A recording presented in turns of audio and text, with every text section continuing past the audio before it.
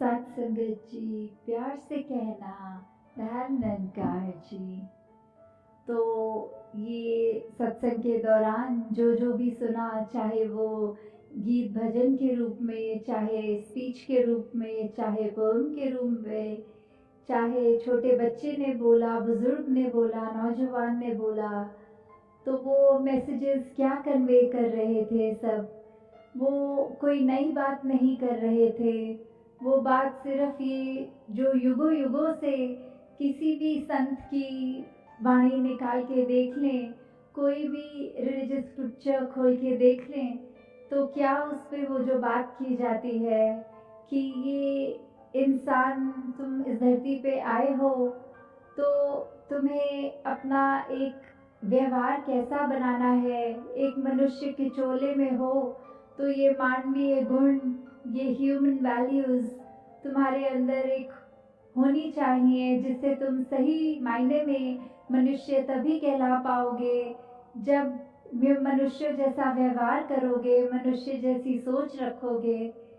क्योंकि इस जीवन में तो आए हैं अपने, जहाँ हर एक जिम्मेवारी, एक रिस्पॉन्सिबिलिटी को निभाना बहुत ज़रूरी होता है। अपने काम काज, अपनी एजुकेशन या जिस पड़ाव पे भी उम्र के जो भी उस तरह से एक कार्य है करने वाला, उससे जिम्मेवारी से पीछा नहीं छोड़ना है। वो करते हुए अपने जीवन में भक्ति को साथ साथ रखना है। तो ये संभव कैसे हो पाएगा कि अगर हम ये अपने दिन को, जैसे एक हमारा डेली एक दिनचर्या होती है, उसमें भक्ति को कैसे डालना है।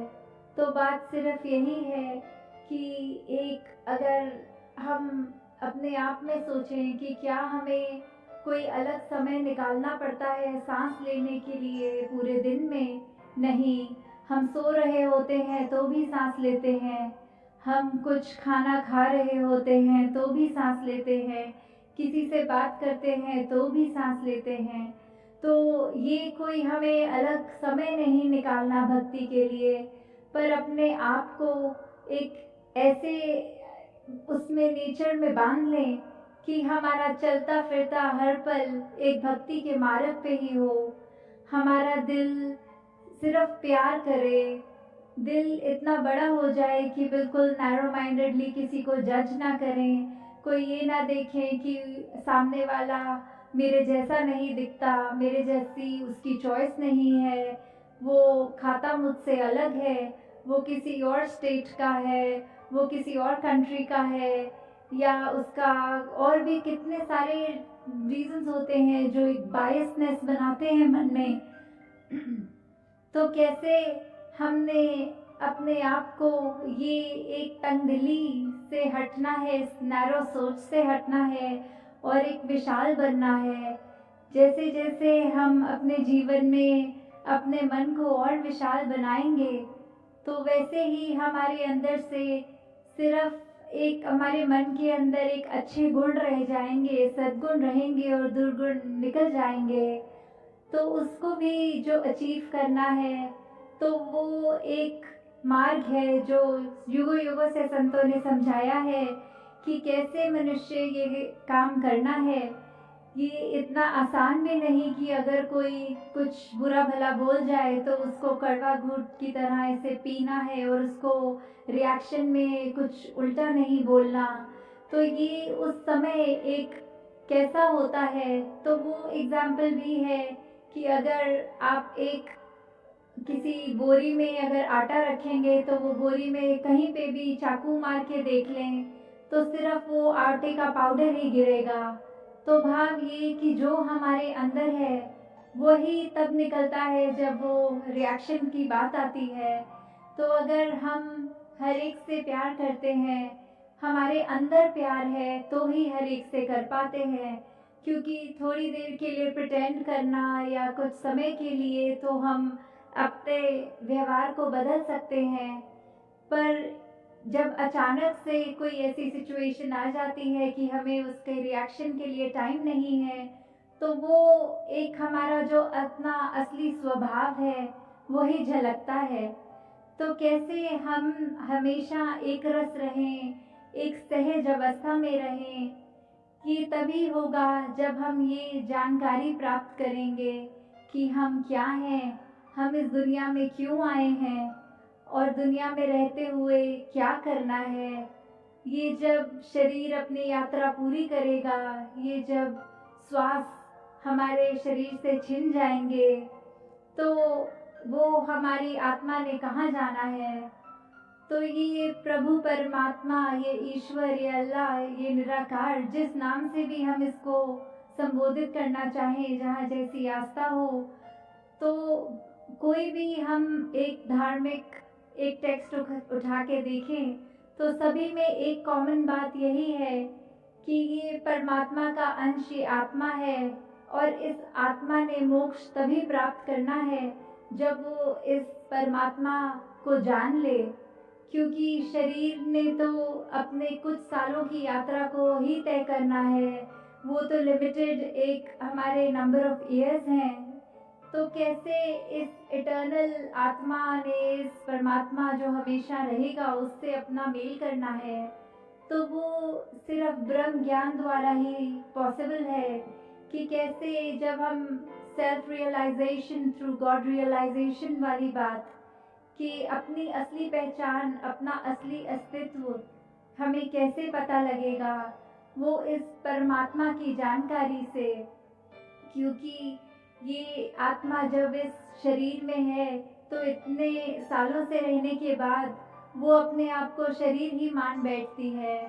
पर ये तो उससे बहुत एक ऊंची अवस्था की है। शरीर ने तो जल्दी साथ छोड़ना है और ये आत्मा तो हमेशा रहेगी।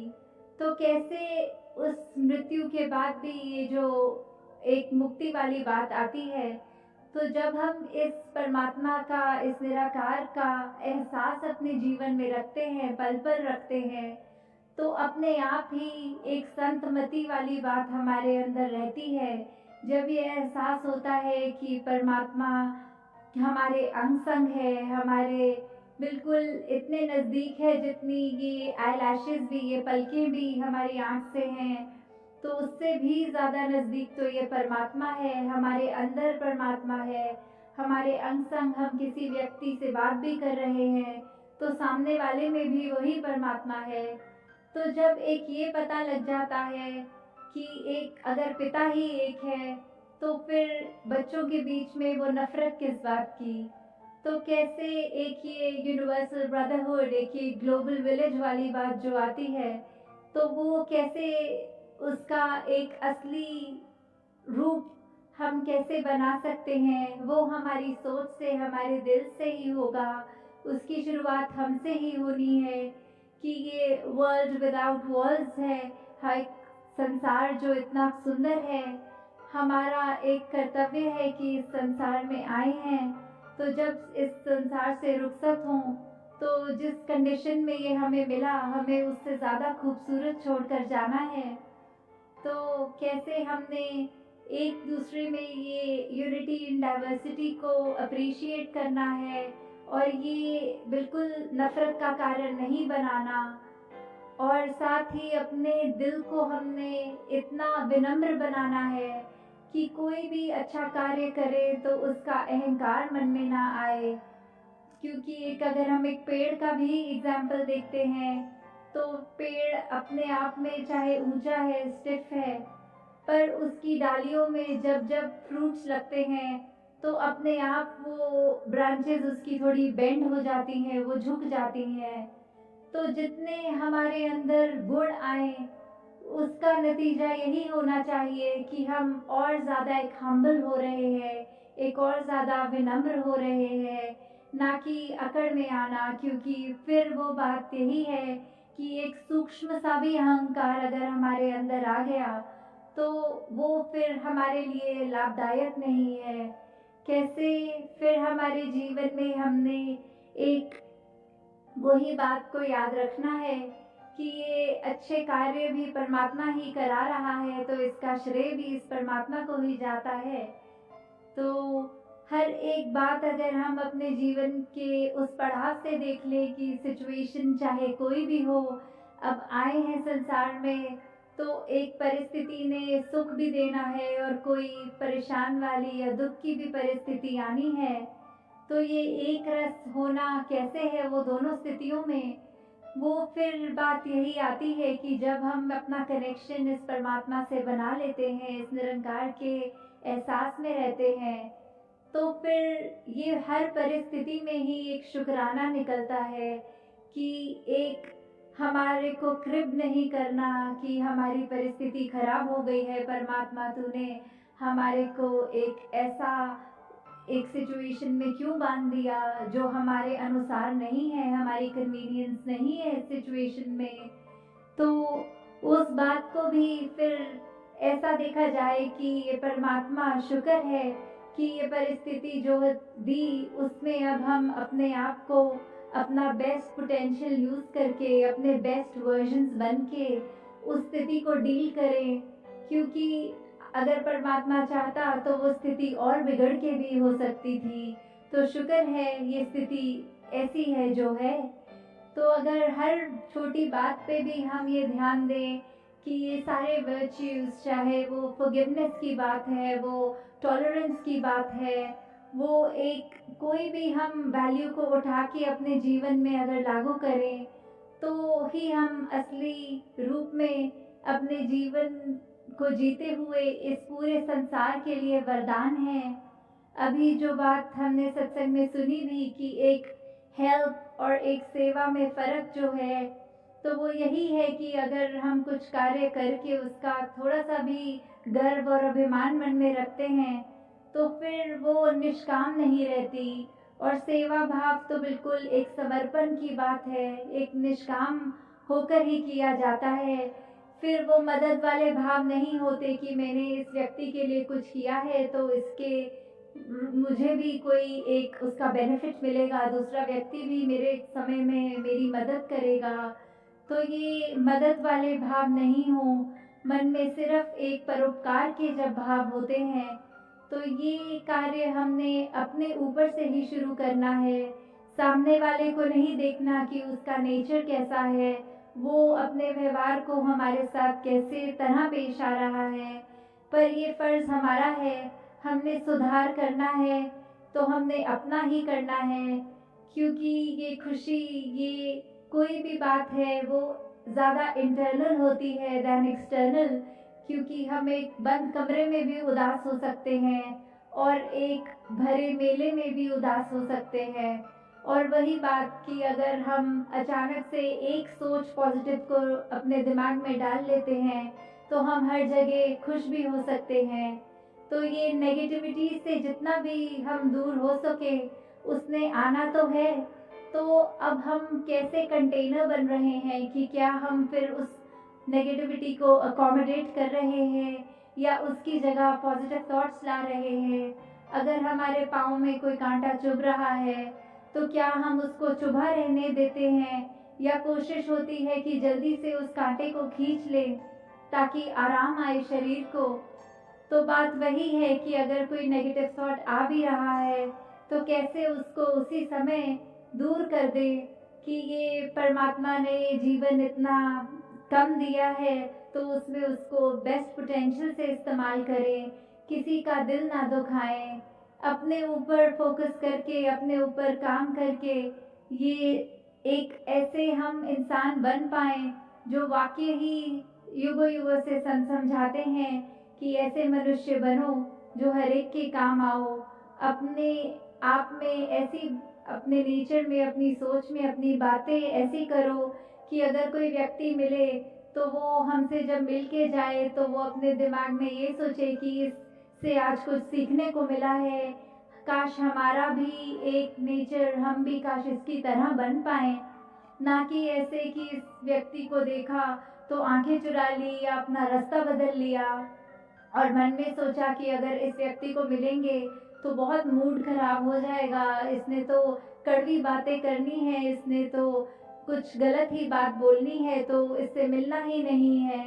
तो वो चॉइस हमारी है कि हमने अपनी इस विवेक बुद्धि से इस चेतनता को इस्तेमाल करते हुए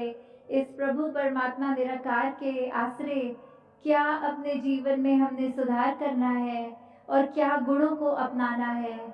तो दासी और समय नहीं लेगी, 8:30 तक ही समय था और वो अब हो चुका है। तो ये बहुत अच्छा लगा आज इधर वडोदरा भी आके कि जिस तरह इस शहर का नाम अगर देखा जाए तो वो एक बैनियन ट्री के नाम से बड़ा, ये उससे मिलता है कि ये बड़ा, तो उसी तरह हम सबके अंदर भी ये सेवा भाव बढ़ता चला जाए। ये सुमिरन जो हमारी कनेक्शन है इस परमात्मा के साथ, उसको हम अपने दिल से सही मायने से करें और कैसे अपनी गलतियां बख्शवाते चले जाए परमात्मा से, और साथ ही ये सेवा सुमिरन सत्संग करते हुए अपने जीवन में इस तरह भक्ति को लाएं कि फिर वो भक्ति भी बेगर्ज हो। कुछ उस भक्ति के करते हुए हम परमात्मा से ये ना कहें कि मैं भक्ति कर रहा हूँ, इसके बदले मुझे कोई एक सर्टेन चीज़ चाहिए। तो वो भी एक वो बात है कि बेगर्ज जिना दी उल्फत है और नमाज दी कीमत नहीं मांग दे। तो ऐसे सेल्फलेस होकर ये प्रेमा भक्ति वाली भक्ति करनी है, जो इस परमात्मा से सिर्फ दिल का नाता रखते हुए, और जब इस परमात्मा इस इतनी स्थिर है जो ये पावर उसके साथ जुड़ गए तो हमारा मन भी स्थिर होगा, हमारे को वो बेचैनियाँ फिर इतनी इफेक्ट नहीं करेंगी, फिर हम पूरे संसार में सिर्फ शीतलता ही पहुंचाएंगे। तो हर एक को परमात्मा ये कृपा करे सब पे कि हर एक का जीवन जहाँ कैसा भी हो उसमें ये शुक्राना भाव रहे, उसमें अपनी तरफ से सामने वाले को देने के लिए इस दिल में सिर्फ प्यार रहे। तो दासी और शब्दों का सहारा ना लेके इन्हीं शब्दों से आपसे आज्ञा लेगी। सत्संगत जी, धन निरंकार जी।